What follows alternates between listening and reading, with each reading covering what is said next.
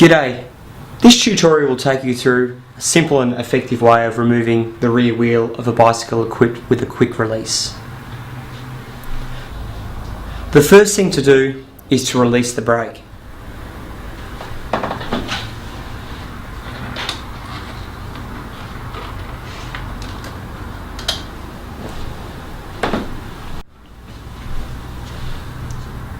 Now, it helps to have the chain on one of the smaller gears.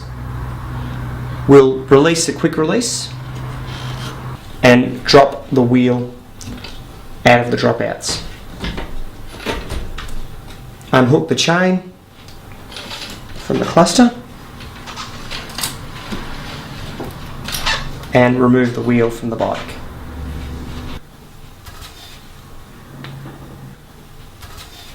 And there we go.